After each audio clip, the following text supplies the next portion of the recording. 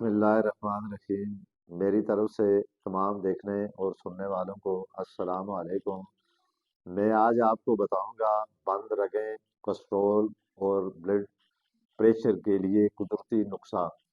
اگر آپ یا آپ کے گھر میں کسی کو رگوں میں خون جمنے کی شکایت، کولیسٹرول یا زیادہ بلڈ پریشر، ہائی دل کی کمزوری یا ٹانگوں یا بازوؤں کا سن ہو جانا جیسے مسائل ہیں، تو آج کی یہ ویڈیو اول سے آخر تک ضرور دیکھیں۔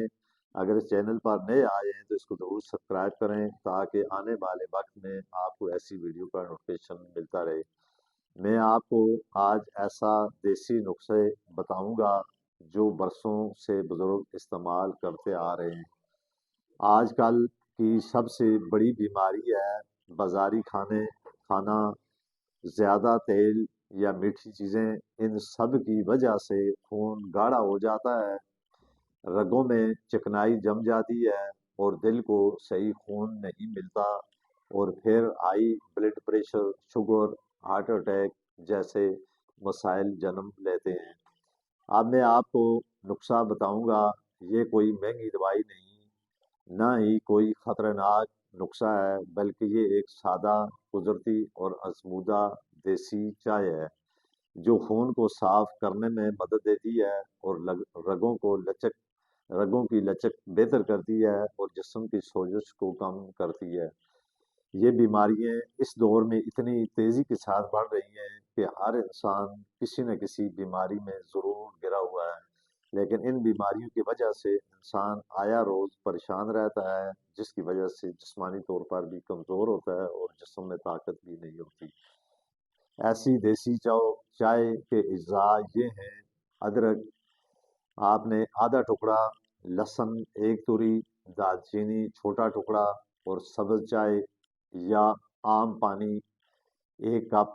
بنانے کا طریقہ: ایک کپ پانی میں اس میں ادرک کچی ڈال کر، یعنی تھوڑی سی اس کو کوٹ کے یعنی کر کے ڈالیں، اور لہسن کو پھر آپ نے اس کو بھی ہلکا سا کوٹ لینا ہے، کر کے ڈالیں اور 5 سے 7 منٹ تک ہلکی آنچ پر ابالیں۔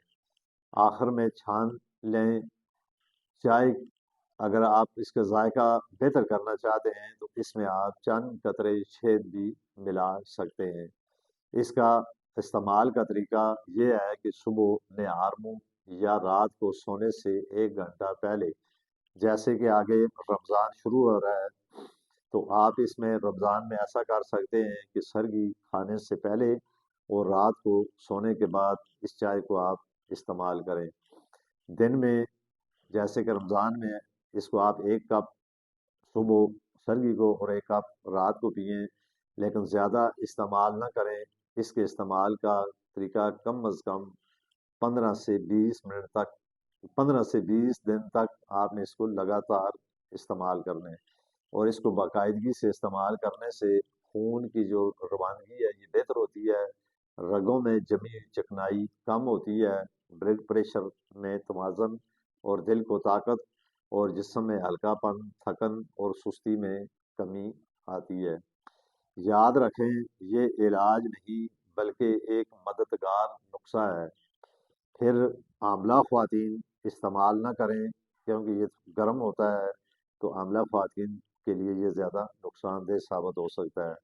پھر وہ لوگ جن کو معدے کا شدید پرابلم ہو، ایک تو ہلکا سا ہر بندے کے ساتھ کچھ نہ کچھ معدے کا مسئلہ ہوتا ہے، لیکن بعض لوگوں کو معدے کا اتنا زیادہ پرابلم ہوتا ہے یا اس سے ان کو معدے کا السر وغیرہ ہو جاتا ہے، تو وہ مریض اس کو استعمال نہ کریں۔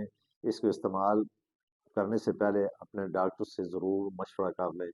دیکھیں، اس دور میں ہر بندہ بیماریوں میں گھرا ہوا ہے، ہر انسان کے ساتھ کوئی نہ کوئی بیماری ضرور ہے۔ کسی کا معدے کا مسئلہ ہوتا ہے، کسی کو جوڑوں کا مسئلہ ہے، کسی کو پٹھوں کا مسئلہ ہے، پھر اسی طرح جس طرح کی شوگر ہے، یہ بھی اس ٹائم اتنی تیزی کے ساتھ یہ بیماری پھیل رہی ہے، تو ان بیماریوں کی وجہ سے انسان پھر یہ خون کا گاڑھا ہونا یہ سب سے زیادہ نقصان دہ چیز ہے۔